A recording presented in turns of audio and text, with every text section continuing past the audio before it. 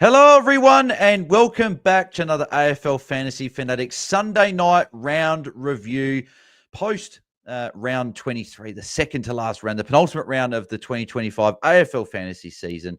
And I'm your host, Bales, and you can find me at BAILSDT across the socials. For those listening back on the pod, we are recording Sunday live on the 17th of August, and I'm joined by a couple of my co-hosts and fellow AFL Fantasy Fanatics, and Guesty is jumped on tonight. Guesty, mate, how are you? How was your weekend? Yeah, mate, pretty good weekend. Just dragging myself, by every will that I've got to the end of this season. Only one more week to go, mate. So very much looking forward to the end of it all and me being put out of my misery. So you're already thinking about that Bali trip. Well, I should say Bali trip. You've already been to Bali a couple of weeks ago, so you just think about that postseason, having a bit of a break, I'm sure. There you go, mate. Appropriately, our end of season trip was a few weeks ago. Oh, beautiful, mate. And Jordy, another one of our fellow co-hosts, has jumped on. Jordy, mate, how are you? How was your weekend? Yeah, same, pretty good. The score was not too bad, so I'm sure we'll get into it. But still hanging around up there. So I think the hat's off, but we'll try and get a high-ish rank. Might be a PB, so we'll go for that. Yeah, and you obviously back on the pod after a little bit of time away. Again, you do another gig on the train, the same train trip from Sydney to Perth, mate. How was that? Yep, that's it. Yeah, it was great. I love playing on the train. Not too much phone reception, so as soon as setting alarms, making sure I go to the lounge to get the Wi-Fi, make sure there's no late outs and all that. But got over to Perth for a bit. Didn't quite catch. Well, if I had more time, I would have shot Guesty a message, but it's a very quick turnaround. But love that. Back now for the last 2 weeks of the season. I'll just love how just random times I'll just get like random messages from when you see the scores. You're just like Ash bad, like from the last weekend when he went 29. It's just quite funny. It's like delayed, is it? Yeah. Yeah, delayed or just at random times. So no, love, mate. Good to have you back on. And we are in the presence of royalty tonight. We have a very, very, very special guest. The Content Creators Cup has been won by the Ball Boys back-to-back years, and grand finalists, unfortunately, losing me and Guesty. But we have a new champion from one of the other podcasts. It is one of our favorites from HatChat. It is Nathan, the 2025 Content Creators Cup champion. Nathan, how are you? I'm feeling absolutely fantastic. I mean, it was never in doubt throughout the season. You know, I always knew Holmesy would be top 5, but I knew that he just wouldn't finish it off in the Content Creators Cup. And I put this pod in my calendar about 4 or 5 months ago. I was just pretty confident that I'd be on. So yeah, absolutely kept it free the entire time. So yeah, feeling pretty happy, but also just, as expected. I'm kidding. I'm so surprised. This is terrific. No, congratulations, mate. And we'll recap our scores and that, and then obviously Guesty will chat to you a little bit about all of the benefits that come with being the Content Creators Cup champion. But we will start off with you, Nathan. So what was your score, your round rank, and your overall rank? Yeah, so finished with a 2,276. The hat dream was already pretty tiny, but yeah, I think it's completely finalized now. Overall ranking of 280. Which is, I still have a chance as well to get my PB. My PB was, I think, 218 a few years ago, but that was when DC got his hat, so the PB didn't feel good. So I'm happy to get a rank in the top 200s while DC slips out to the 2000s. So yeah, pretty good. Yeah, beautiful, mate. Jordy, your score, round rank, overall rank? Yeah, I got 22-20.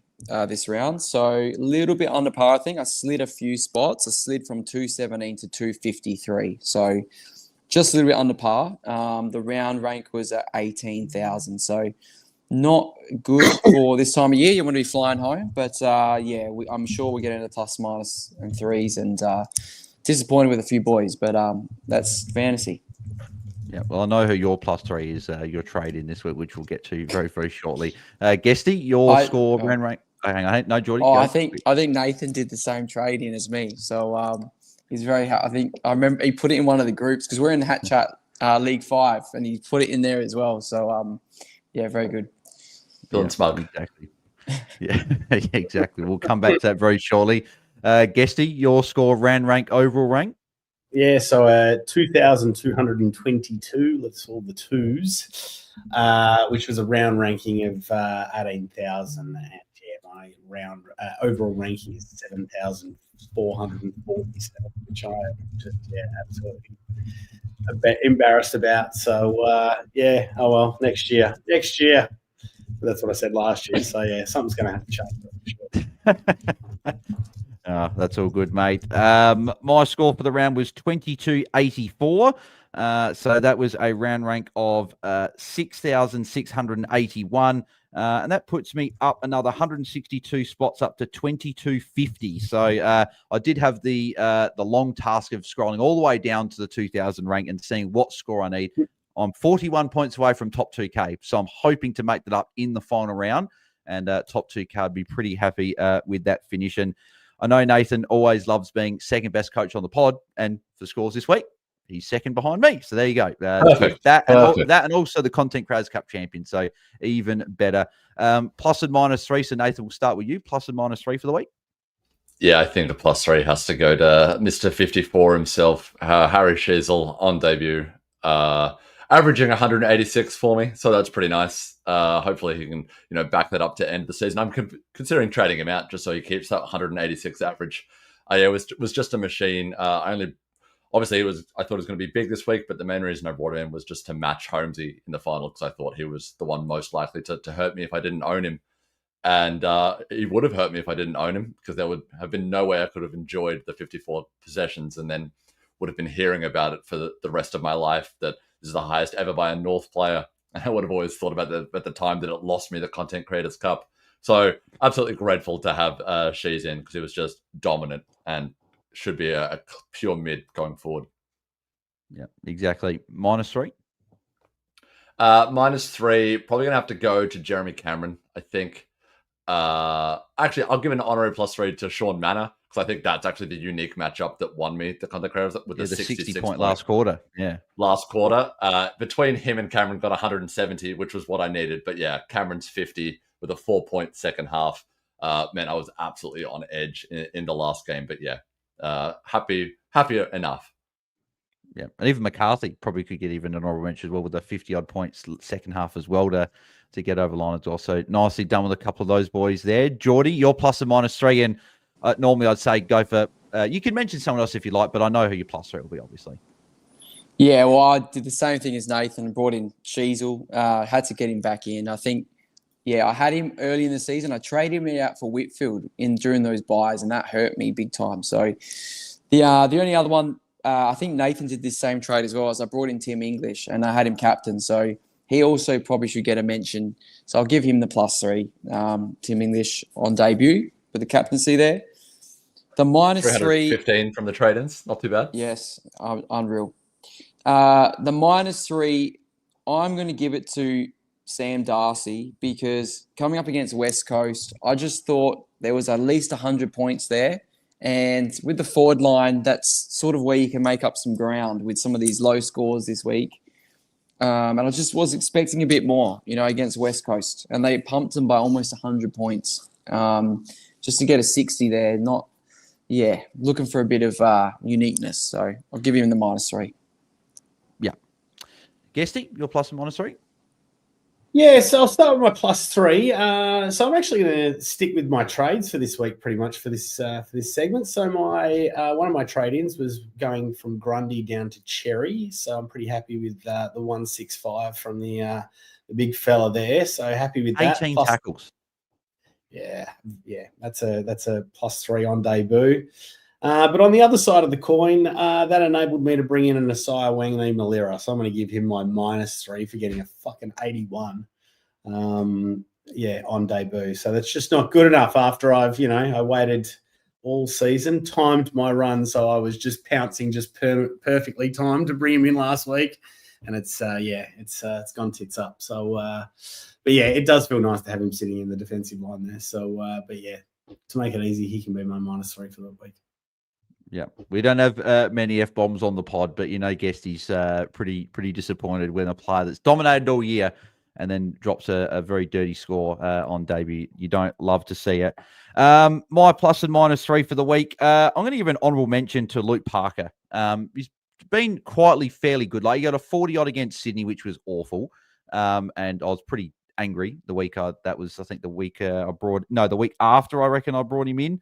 And then, what was it? That was the week I brought him in. Then he turned up, then a 60, but then 116 and 102 in back-to-back weeks is pretty good. But I will give my plus 3 to Rowan Marshall for a 121. Jordy was hearing about how disappointed I was. He wasn't doing much first half, just trucking along 49, but a really good second half to get a pretty good score. And considering that my other couple of options didn't do too great, and I would have gone in a Bont, but it's only 10 points difference, so that is completely fine. But minus 3, who am I going to give that to? Geez, I'm bloody tempted to give it to Tom Green again, but I'm not going to, because he got a 90. I think I've got to give it to Josh Dacos, I reckon. Just the 67. Actually, no, you're not. I'm going to give it to Rosie, because I had to take Rosie's score over Jackson. So, no, I'm giving it to Rosie for a 60. His hand might be a little bit sore, but don't really care. 60 is just not good enough. Just got to get to at least an 80, 90 score. So not good. At least Josh Dacos got tagged by someone for that lower score. So, that is where we wrap up the plus and minus 3s. But Guesty, I'll hand over to you to obviously officially crown the Content Creators Cup champion in Nathan. I'm not exactly sure what we do here, but it's not like I can physically put a crown on his head. But congratulations. Congratulations. What was that, Bales? I was going to say, you are above Nathan on the screen on the pod here, so you could literally just, all you got to do is put it place down. Yeah, it looks like you are. Move my head. There we go. All right. Anyway, that's a different thing. But just congratulations on winning the Content Creators Cup, mate. You've joined an esteemed group of only 3 people. On behalf of Infinite Wealth, you get $3,000 to donate to your charity of choice. So who we giving the cash to, mate? That's basically what the question is. Oh, look, I'll be honest. I have never once considered that I would actually ever be in this position. I know I've been close, but, even going into the last day where I only needed 300 odd from 4 players, I was still thinking I wasn't going to do it. So with right to change it in case this doesn't work out, but at the moment, my head's at the Smith family. For those that don't know much about me or my personal life as well, I'm very, very passionate about social impact and particularly education and combating disadvantaged youth and sort of empowering them through opportunity. And the Smith family is, I guess, just a perfect charity for doing that. They focus on education as a key aspect of life, giving kids access to school supplies, mentoring and learning programs. So all of that combined together, they just do some great genuine work and at scale, which most charities really struggle to do and most social impact organizations struggle to do. So I think that's, a really big, powerful organization that I absolutely back and get behind. Excellent, mate. Well, we're more than happy to do so. They're a great charity and great kind of foundation. And we're looking forward to it. So I'll let you know when we do it. And generally, I don't know, sometimes I want to do a photo op or stuff like that. So we'll figure it out from there. Sounds great. Congratulations, mate. Thank you. God, it's great. I can lord this over DC, right? I can lord this with Yeah. It's great. There's a lot of people have apps. Only 3 people have a Content Creators Cup. Yeah. How long have you had? Jesus. It's exactly. It was like 5 years ago. Yeah. No. How many disadvantaged children does his hat help? None. It's fantastic. Right. Oh, beautiful. No, congratulations, Nathan, on a very, very good victory there. And let's get into the games from the weekend. And we'll start off on Friday night, Essendon and St Kilda. Close game, this one, with the Saints getting the job done by 2 points. A couple of big scores here from Redmond and McGrath. Would have been really handy in some draft leagues if you had them there. Marshall, the 120, was really good for his owners. Jack Steele turned up as well. And going to the list, Sinclair and Nasiah, both fairly disappointing. Sinclair got a bit of Guelphy attention. Nasiah, I don't know about you boys, but I think he's gone. I don't think he's staying at St Kilda. And and maybe that was just didn't have the same impact, and maybe looking to end the season. But I guess we'll have to find out, right? But a little bit of a lower score from him there. Jack McRae 66 was the real disappointment from this game here. Not really getting the job done, and his time on ground again was 55%. That is just, not good at all. He's got Giants this week. Could even be a trader if you are in a luxury spot.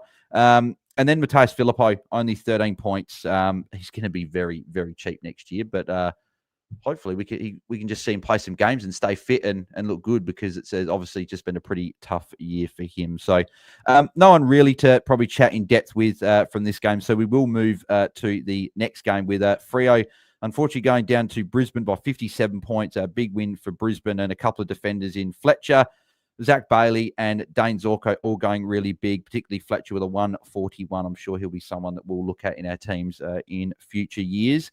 But Jordy, Dane Zorko, 120. Look pretty good. You're still nervous with this foot issue. Could you trade into him in the final game of the season against Hawthorn? Or do you, it's a 1 week play, right? Or is there still a bit too much not sure about the foot, I'll look for someone else? I'm actually coming around to it. I sort of considered it this week. If there wasn't forced trades, I was probably going to look at getting him in. I think this week he's playing his 300th game as well, which is a big game for him. And obviously Brisbane, I think, need a win, because if they want to secure a top 4. So they're obviously playing him, and he's managing the foot, and he's a leading kick out. He had 9 kick outs, which is, then Wilmot had 2. So that's, free ball there. He's the main guy, obviously. So I think at 921K, I think you should definitely consider him coming home on Sunday night. Yep, agreed. What's that, Andrew Gers? You're only bringing him up because he's going to the Crows. I'm pretty happy if he is going to the Crows, to be honest. But no, we've talked about Nasir all year. Not the first time we brought Nasir up in the podcast. Andrew Brayshaw with a 90. Nathan, again, last quarter was good. He had 11 touch, had a 37-point quarter, I believe it was. But again, Brayshaw just for pretty much more than half the game was just doing not much at all. Dogs this week, massive game for Freo. Do you still move him on to someone that's got a better matchup, or do you think that if you can get a 90, 100, because there's not a lot of mids that are going massive, you'd just be more than happy to hold him for a week? That's the thing. I think it really depends on what your team is looking like. I think given some of the forwards that might be available for the Cats, you might want to absolutely be launching into. I think it's more about, who do you have in your team? Because I think most won't have 8 pure mids. I mean, I only have 5. So I think it's absolutely just getting rid of whoever you think is going to score worse. I think he's a safe 85, 90. So probably is fieldable, but if he's the reason to get the cash off, absolutely, I'm comfortable trading him. I don't see him. He's not going to perform at the 110 ways he used to do. Yeah. He's been disappointing in the back half of the year for sure. And unfortunately, Jordy, one of your boys that was disappointing on the weekend was the unicorn, Luke Jackson with a 56. Yes. Just not very good. But I guess when we're not trading, right, there's not really anyone else to go to in the forward line. Yeah, and he was still the 4th CBA player. Obviously, he's playing a bit more forward now, but he was still 4th in the CBA. So I think we just hold him at this point. If I may, this was the one big brain move that actually did make me win the Content Creators Cup, is that I put him on the bench with the E, literally because I had no one else that I could have remotely done it with. And so I was trading out Warner until Jackson pulled up the 56. And I was actually watching the game in a weird middle ground where I wanted him to do well, but I was going, well, if you're not going to do well, be absolutely awful. And he was absolutely awful, which meant that I was able to keep Warner and then traded out Butters instead. And obviously Warner went to 98. So without Luke Jackson stinking it up, I wouldn't have won. So cheers to him. Yep, exactly. And I only put Jackson on the bench with the loop because of our chat on Friday, Nathan, when you mentioned that. And I thought, I wonder if I can put him on the bench and loop him. And it turns out I did, even though I got into a bit of a pickle with Hasty being locked out of my defense. But gained 23 points. So that is the main thing there. We do have a couple of super chats here from Tim Ashworth. So thank you, mate. One of the legends in the chat, very generous with his super chats. Says he's currently ranked 27th overall. And he said, bad Jackson trade, though. Cats, Crows, top 2. Are you nervous for finals? I'm not nervous. I'm really excited because it's been too long. without finals. So I'll be very happy to go to a couple of home finals, hopefully a qualifying and a prelim, not a semi. But 2 fine finals I'll be pretty happy with. And he also said here, how do I get Manor and Goulden this week? Well, Tim, I'll be able to have a look at your team when we do the Patreon Cup rankings over the next 2 days. So I'll be able to have a bit of a look at your team and let you know. But Tim, very much appreciate the super chat, mate, as always. Moving over to Saturday, and we'll go to Gold Coast and GWS with Giants winning a big game here by 35 points. And Finn Callahan with 122 points. Another very good performance. Guesty, is Finn someone that you may look at bringing in for 1 week against the Saints? He's looked pretty good, last couple of weeks?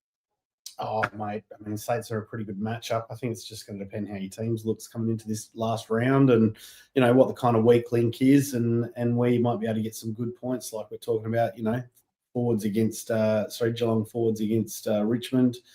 Got to be a consideration. I mean, I just had a quick look at Tim's team before. He's got Jack McRae sitting there in the forward line. Like, he's probably someone that could be worthy of an upgrade. So, yeah, it's all going to be team by team for this last round, mate.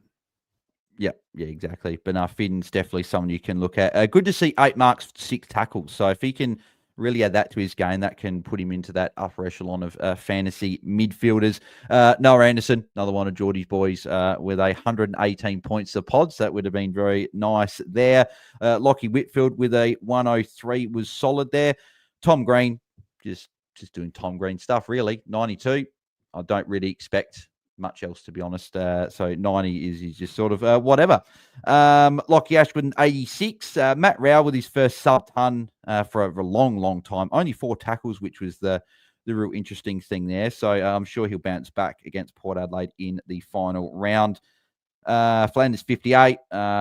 Just poor scores there. Fiorini, 56 was also quite disappointing. Cornelio, 54. John Noble, 50. So a few pods that a few coaches may have had, putting up some pretty dirty scores there.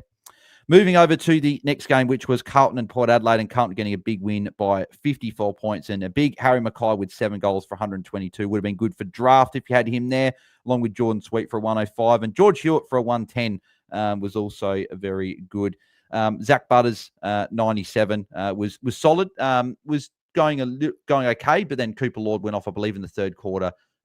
Injured, I think concussion, and Zach Butters got a little bit more free, but comes out against Gold Coast, Nathan, in the final round. Is Butters someone that you're going to be heavily considering with that matchup?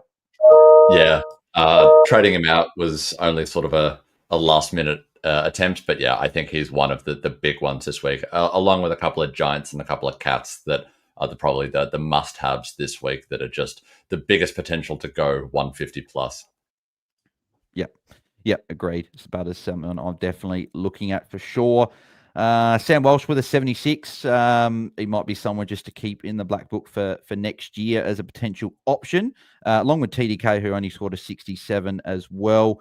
Connor Rosie with a 60. So, Jordy, what did you see from Rosie? Like, 1 mark, 1 tackle is very unlike Rosie, but obviously the hand, he played midfield and a little bit forward. Then he went into defence, I think, when Sin went off. But yes, is it just a hold? Like, we got bigger issues in the final round, or is he one of those guys that maybe has to go? I think because Port play Friday nights, I'm probably going to look at looping him because I've got looking at 23rd. So I think I'll loop him Friday. I think that's a safety net there. Obviously, Gold Coast is a great matchup, but yeah, I prefer him at halfback. I think we're sort of seeing it with Nasiah as well. If they're at halfback, they can get a lot more marks, and it's a lot more cheap ball, and that's good for fantasy. Whereas in the midfield, especially when Carlton get on top, he just couldn't get his hands on the ball really. I know he had 22 disposals, but he just wasn't. I don't know. It wasn't.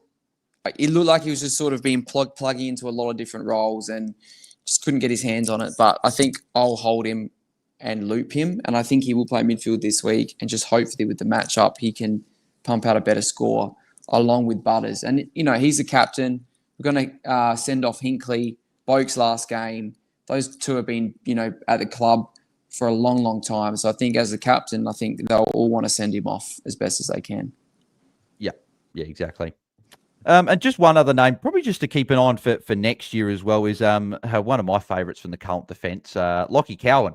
Has been quietly going pretty well. So since round 17, has only had one score below 76 and a lot of 80s. So like 89, 80, 71, 56 against Hawthorn, 76, 88, 89. I just wonder if he's getting a bit more of that role in defence. Newman back will probably be interesting. Just someone that's going to be priced at around the low 60s that maybe could do in the 80s potentially. Just someone just to keep an eye on as well moving into next year.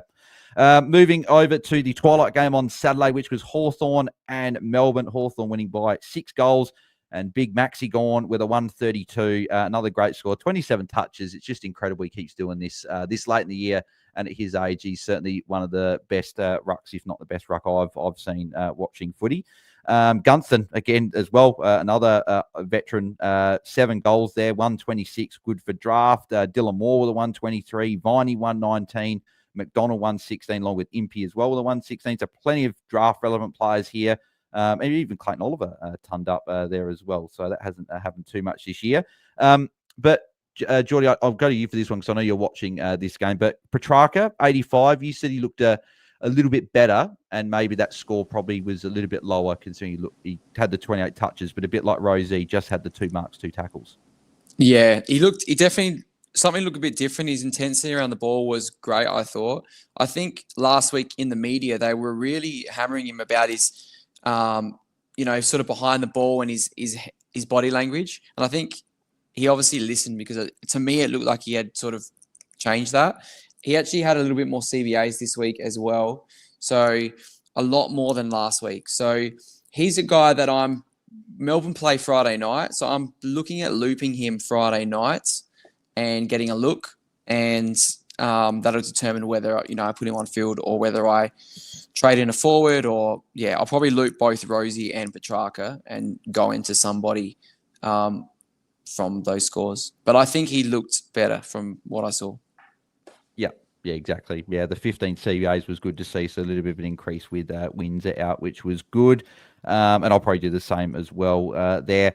Sicily with a 79, Meek with a 70, so a couple of lower scores there. And Cozzy Pickett with a 54. That's disappointing after he's had a pretty good stretch of games as well. So, but yeah, that's it from that game. So we'll move over to the blockbuster, which was Saturday night footy. The Crows getting the job done somehow by 3 points over Collingwood. So just good to beat Collingwood for once. It's just good to look at the stadium going, we beat Collingwood, because I haven't experienced that for a long, long time there.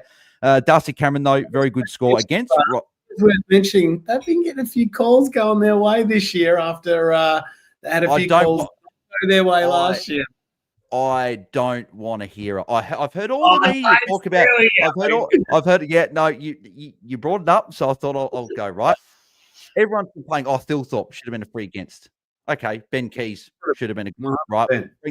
We're allowed a few calls have gone our way. I'll definitely admit that for sure.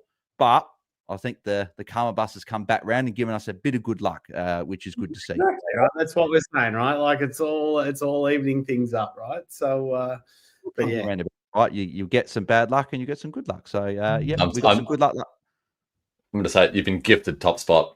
If we had your whistle, North Melbourne would be top. That's all I'm saying. That's. I know, Guesty, you're doing the kissing thing, but mate, I don't care. I'm going to be top of the ladder, No, I didn't think either. I was hoping for finals, but yes. But Darcy Cameron top scoring here. A very good score against Riley O'Brien with 125 points. Played very, very well there. Jack Chris with the 121 as well. He was also very good. And Nick Dacos, geez, that goal was pretty incredible, that late one. And certainly I was very nervous after he kicked that one. But 106 was a solid score from him. Jordan Dawson with the 91. I thought he was a bit quiet. Didn't have his best game, but 91 is fine. He's got North Melbourne to finish up.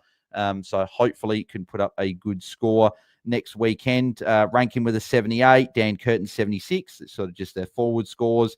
You sort of take those. And Josh Dacos copped the Lockie Murphy tag for the game. So that was why that score was a little bit lower, unfortunately, for him. And it's probably about it. Probably don't need to go into depth too much with anyone from there as well. So we'll keep moving on to Sunday games. But as always, the podcast, we can say it's the second to last time this season, but the podcast is also sponsored by our good friends at Game Day Squad. And obviously the AFLW kicked off this weekend of the Premier League, but still plenty of time to get in all the action at Game Day Squad with multiple sports going at the moment, along with fantasy finals. So if you still love fantasy and want to keep playing and you're not burnt out too much by the season, you'll be able to play fantasy finals on Game Day Squad. And if you use the code BAILSDT at sign up, you get yourself some free packs just by using the code BAILSDT when you do sign up. So head over to gamedaysquad.com.au and use the code BAILSDT. And best thing about Game Day Squad, it's free to play, which is fantastic. So if you want to play another fantasy sport, head over to Game Day Squad. And we'll jump over to big winners, North Melbourne, who Nathan would be very, very happy with, by 48 points over Richmond. And Nathan, I don't know if I've seen this, at least for a very long time. I can't remember the last time I've seen three players North Melbourne win over. Oh, right. I haven't seen it for three players going over 160. Harry Shees at 186, Tristan Cherry 165, and shout out to Jake, who I mentioned this on the Twitter space on the Wednesday on the HatChat Live. LDU 162, and I know he brought him in, so congrats to Jake on that trade. He's nailed a couple of those mid trades this year. But Nathan, talk to us about those three boys, because there's good scores, but then there's that. It's just incredible. Yeah, I think it was just absolute domination, and it was a very, very sort of bruise-free game for the second half as well. I think North were just very, very easily able to move it from end to end. Cherry was doing what he does best, which is tapping it straight down and then tackling whoever got it. I think he had the second or third most tackles for North Melbourne as a record. And then Shees was just absolutely running around, getting easy plus 1-2s and being really damaging as well forward of centre. He was just able to sort of stream in and get the contested possession, get the handball out, and then would stand up and be getting the possession back. And then LDU as well, probably his best game for the club. So 40 touches as well, and just looked really, really dominant as well, and he's a confidence player, and just sort of once he got a little bit of confidence at the start of the game after kicking that goal, just went on and went bananas as well. So yeah, it was really just Richmond weren't, I guess, playing too much lockdown defense in any way, and just sort of letting the players get to the ball, which normally is a pretty good strategy against North because we don't actually capitalize on it. But this time we did have a quarter we capitalized on it. Yeah, exactly. Sheasel is obvious target if you don't have him. Unfortunately, missed the 180, but still you can bring him in. But Tristan Cherry, LDU, obviously a game against the Crows. Either of those guys, I think LDU could be a decent option for those that are cash strapped, trying to get, maybe if they've still got a really poor player on field, they're trying to get up. But could you bring in a Tristan Cherry or LDU? Maybe if you go maybe one down, one up, or chair in the ruck. What are your thoughts? I think they're not the people I'd be looking at this week. Obviously, they've gone fantastic. And I will say, with fair credit to Jake, I said not to go LDU this week, with the primary reason being, yes, even if he goes 120 this week, he's got to face the Crows next week. I obviously didn't expect 160, but I think it's just going to be, in terms of the other players you mentioned, like a Butters or even a Callahan up against the Saints. If you're definitely strapped for cash, he's probably the pick of the bunch under 900K. But I would say that there's better options for you. He's going to score well just because it's this 1 week play, and the Crows can be quite a tough matchup. And you've got to factor in all the -3s he's going to get from just the umpires giving bullshit free kicks. Oh, mate. Luke Parker as well, 102. So I mentioned him, obviously, I mentioned him on +3, but keeps getting it done at the moment, and his role still seems pretty good. He's obviously had the second most CBAs of any North mid behind LDU, and I know Wardlaw got ruled out. I think he was an ankle injury or something like that he suffered through the game. But is Parker someone you could bring in the forward line? Or do you just think against the Crows, when you've got Geelong forwards against Richmond and some other options, do you think there's just a few guys ahead of him this week? Yeah, you've got to look at the Geelong boys over Luke. I think it'd be great, and as well, and Simkin played a bit more of that half forward role, and so did Tom Powell. They rolled off half forward a little bit more, and it's very clear that Luke Parker plays at his best when he's directing while he's in the mids. But yeah, I just think if it was the next 3 or 4 weeks, great. But no, you can't go the one that's probably got the most likelihood of going a 115, 120. Yep, agreed. Colby with a 91 was solid, just the one mark again, but he can have these days, Colby, where he doesn't get those marks, but 29 was still going to. And to be fair, Sheasel, Cherry, and LDU really stole all the points on the ground, to be fair. Caleb Daniels, 73. Safe to say, I'm getting rid of him this week. Finally. In the final round of the season, he stayed way too long. He's past his use by date in my team. 73, not against Richmond. Come on, when you've got these other scores, not good enough. He's gone. 25 touches, only 2 marks. Thank you for your service, Caleb, but your services are no longer required at the Nails in the final round of the season. Going through the next score, that was pretty much it. There are not too many bad scores there. Nick Lawson, if you did have him as a pod, which I know there was one coach in our Patreon had him as a bit of a pod at D6. Yeah, injured on 3 is a bit of a brutal blow if you had him as a pod, and would have cost people some draft finals, that's for sure. So unlucky for those coaches.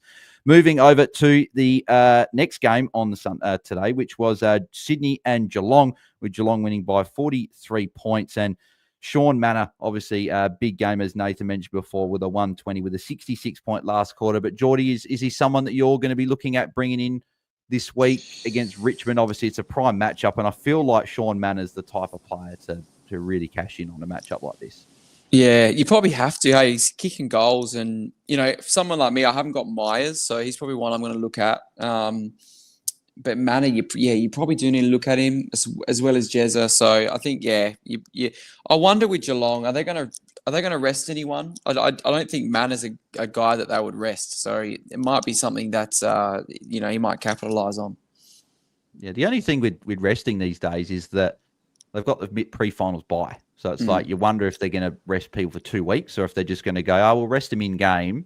That's the other one. So, I wouldn't be bringing in Tom Stewart, who scored a 110. And I'll tell you what, I thought he was going to cost me a draft prelim this week, scoring 110. I was like, that would just be the most 2025 season for me if Tom Stewart cost me a prelim when I was up against him in a final. But thankfully, Bailey Dale came through for me in the last game, and I got the win.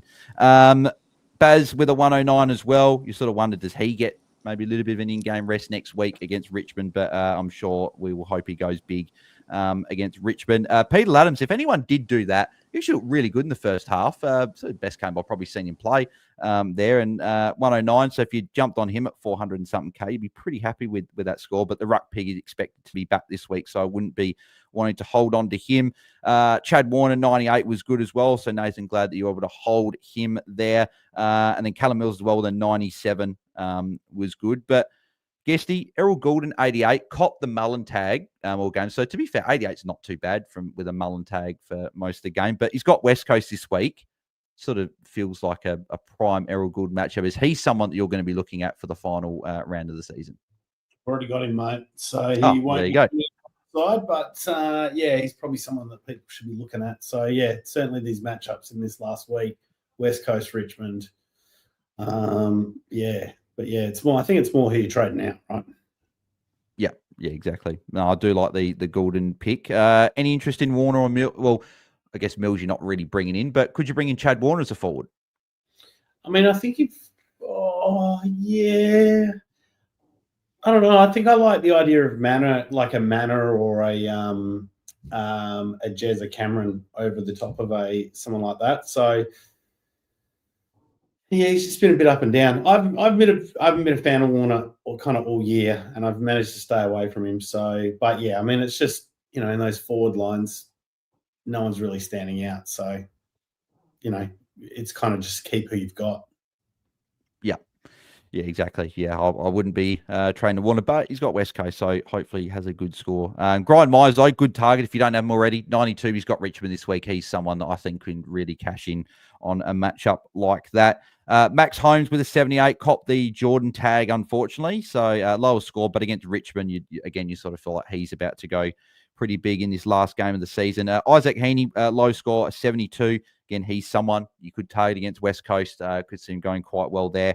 Got a bit unlucky with Mark O'Connor was actually the one that went to him and tagged him. So thinking about it now, it's probably a good matchup for Heaney, but he got a bit frustrated with a few frees against throughout the day. But Jeremy Cameron, Jordy, 50. Disappointing. Had 46 in the first half and was looking okay. Then had a kick and a behind with 2 seconds to go in the last quarter that got into a 50. He's got Richmond. Obviously, everyone's talking about the 100 goals and everything like that. Is he someone, would you go him over Manor, or do you think Manor's the guy that might put up that ceiling score and you might just pass on Jezza? Yeah, it's tough. I really thought he was going to kick at least 3 goals today, be a bit quieter, get himself to 82 goals. And then I thought this week he could potentially kick 10, and he put himself to like a 92, and then it's really on in the finals. But to get 0 goals, I didn't catch the game, so I don't know whether they were doing extra defense on him or anything looked a bit different, or whether it was more deep. But I don't know. I feel like I don't know. I've just got this feeling Jez is going to kick 10, and we've seen it so many years. Like, was it last year? Tex kicked 10 in the last round, or the year before, and it happened again the year before as well. It's sort of happened before and we've all predicted it. So yeah, I mean, it is. Yeah, there is obviously risk, but I'm going to go for it. So yeah, I think he can do it. Yeah, well, Nathan, I know that you own both of Mana and Jezza. If you had to pick one to bring in this week, if you didn't have either, where would you go? I think it depends on your rank. I feel as though the range of Cameron, as Jordy mentioned, is very much a sort of a 60 to 160, and Mana is probably 80 to 120. So in that sense, I think it's probably Cameron for me that I would be going with, just to absolutely take that punt. But if you're on the balance of the cusp of the 100, I'd probably take the safety of going a Mana. And if you're looking for a league matchup win, I'd probably be going Mana. Yeah, I like both. I probably do like Mana. I actually had a thought of the both of them, but both very, very good options. And we'll move over to the final game of the round, which was the Bulldogs and West Coast, with the Dogs winning by 94 points. And I'll tell you what, that Bulldogs Freo game next week is going to be absolutely massive. Early elimination final. But the Bont 131, just doing Bont things as he always does. So very good score. If you had him captain in the final game, that would have been a very, very good. And I feel like this Sunday, boys, was actually good. Like, normally Sundays have been underwhelming lately, but it feels like the whole round up until Sunday was actually pretty underwhelming. But then it turned around and Sunday was actually the big day. So, but no, some big scores. Highest of the year. Was that, sorry? Was the 186 the highest for the year? Yes. Yeah, I think it was Heaney, Bont, and Nick Martin had 166 each, and no one had gone over that. So Sheasel went over that, which was very, very good. Good to see someone finally crack that 166 and go bigger. English 129, very good score. A lot of people brought him in this week for the Ruck Pig. So, yeah, very good from him. And Bailey Dale, who I mentioned before, very happy with him this week. I didn't know him in Classic, but in draft, prelim, very, very happy with that 120 there. And Ed Richards with a 109 as well. So if you went for him as a bit of a pod, you'd be very, very happy with that score. Nathan, any of them targets for you? Obviously, got Freo coming up. So obviously, Bont's a great target, right? Obviously, Bont's Bont, but if you didn't make the ruck trade, could you go English against Freo? Could you go for maybe a Dale against Freo, or even Ed Richards?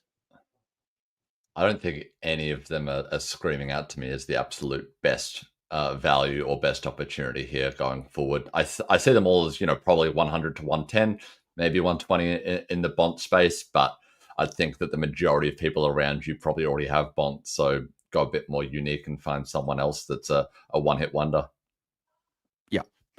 Yeah, I would agree with that as well. And I'll go back to you, Nathan, because I know you got him. But Tom McCarthy, is he staying for you for the final game of the season and ending the season in the over mullets? I think he may be, but that's only because I can't get to anyone good from him. At the moment, I'm trading out Brayshaw and Jackson because it gets me to the two primos that I want. But if I find a cheaper primo that I like, I might be getting rid of McCarthy. But he's a great loop just to have, in case Rosie puts up another stinker. Yeah. And the roll's great, like 11 CPAs, 5 kick-ins. You certainly do love to see it. Matt Kenny, 79, disappointing. And he was the guy I was originally bringing in, but with Jackson's awful score, ended up pivoting and just banking a heap of cash and not worrying about it. And I was going Petrarca him, so I would have lost points there. And then Sam Darcy with a 60. Jordy, is Sam Darcy a trade out for you? It's getting very frustrating, I think. He's been all right to some of the tougher matchups, and then the easier matchups like today, he gets to 60. And he's only put up that one good score against the Essendon. And that was a few weeks ago. So I don't know. I think I will just hold him because with my rank, I'm sort of shooting for the stars a bit. But I think you could trade him. Although, it is it's a must-win game. So whether that we saw Darcy against like a Sam Taylor, that tough game that we all thought he was going to do good. He actually did quite well. We got a 90, I think. So maybe just hold him for that mini elimination final. But I am concerned. I thought some of these nicer ones he could have done much better than a 60. Yeah. Yeah, exactly. Well, the bus outscored him this week, so that was an interesting one. The bus got 66, which he outscored a number of people that we had on field this week. So if you had the bus and just decided, screw it, play him instead of Rosie, then you'd be pretty happy with gaining 6 points.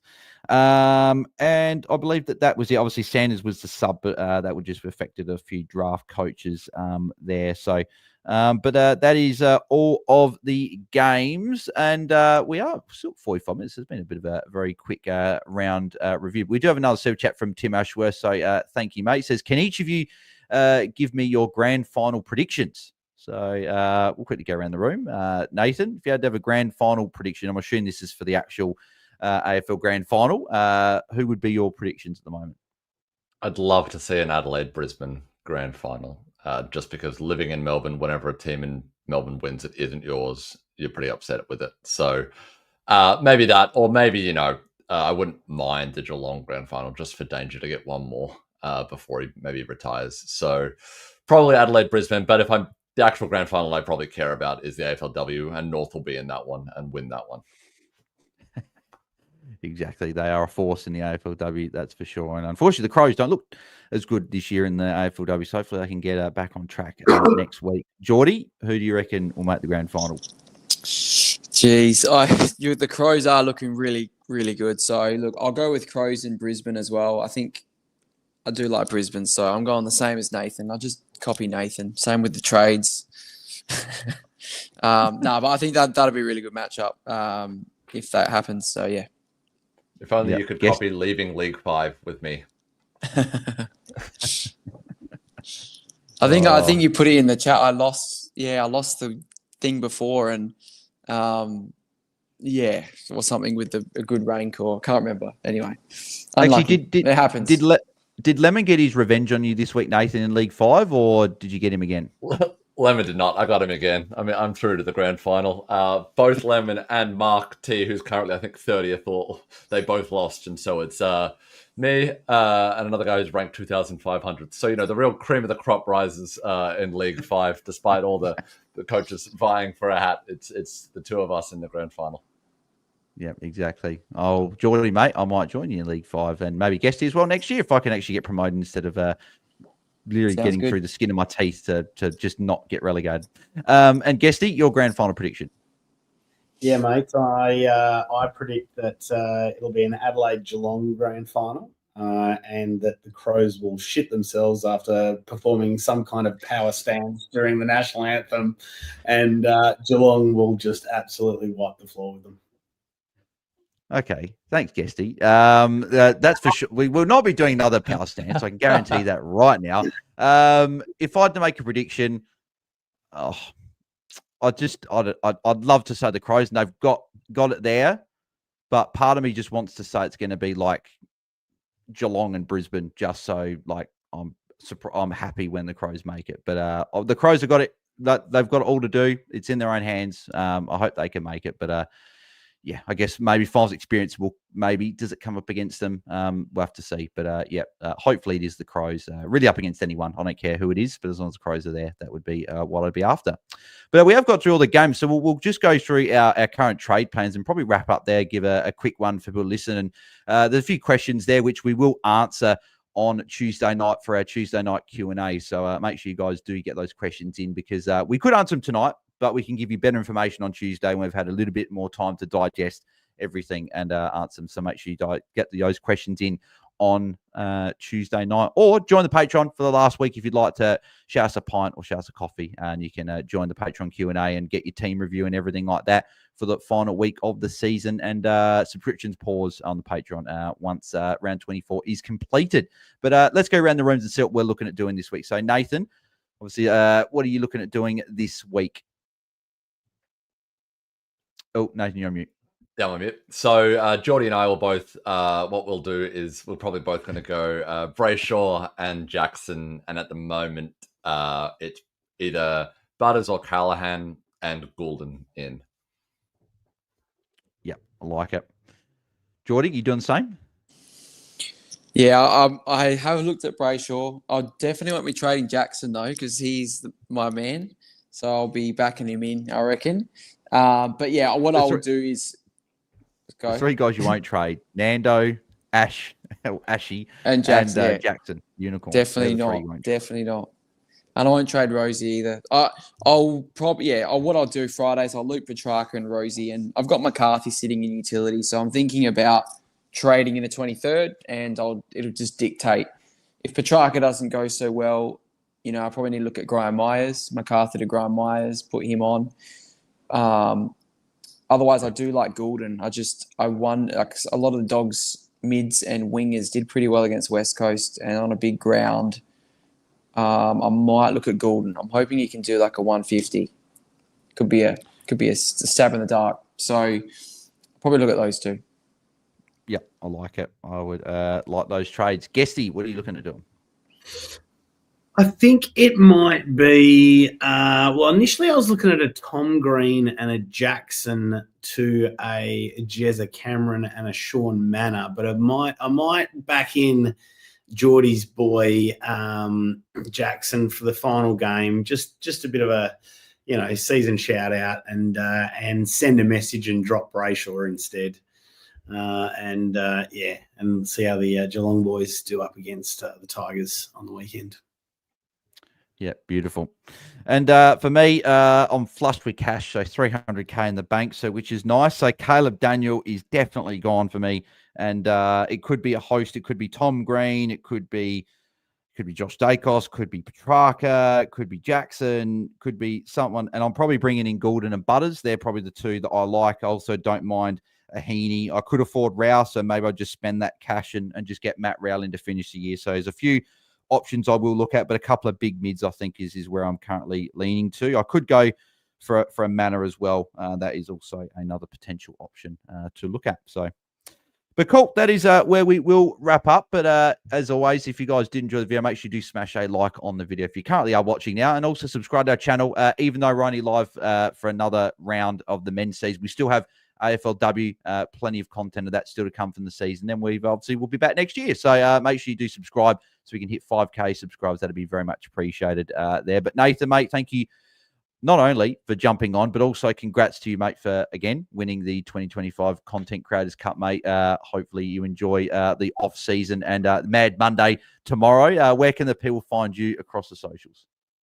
You can find me sending out that old Adam Sandler award acceptance speech, which is I'd like to shout out to the other nominees who'll probably be known as the guys who lost to Adam Sandler. So I'd like to shout out to all the other content creators for those are the ones that lost to the Obermullet. So that's where you can find me, at Obermullet.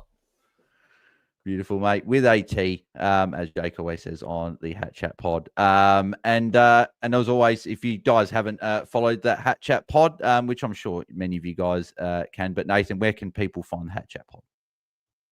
As I said on Friday, Bales, if you haven't followed us by now, we don't want you. So if you find you can go off. It's too late, mate. It's too late for the final round. You've made it through 23 rounds not listening to us. So you can try again next year. We'll have you next year. Not very aggressive, beautiful. But yeah, come next year. Mate, love it. Jordy, where can the people find you?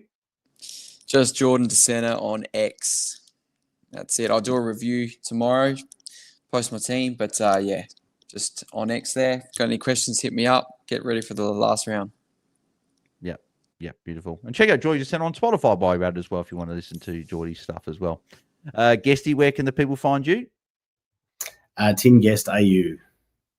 Beautiful. And you can find me at BAILSDT and us at AFL Fantasy Fans on X. As I said, we're back on Tuesday for our Q&A as always. And our AFLW pod, obviously me and Tom will recap the round. We're recording tomorrow night. So we'll either upload tomorrow night or it'll be on the Tuesday. So looking forward to recording that and recapping round one, which is a little bit of a doozy. A lot of low scores, some good scores, and plenty of things to fix in our teams. If you are playing AFLW Fantasy, make sure you guys do check that out on Tuesday. As I said, like, subscribe on YouTube if you are watching. If you are listening about on the pod, a 5-star rating and review would be very, very much appreciated. And we'll catch you guys on Tuesday for our Q&A. So thanks, everyone, and have a good night. See ya. See ya. Bye. Ciao.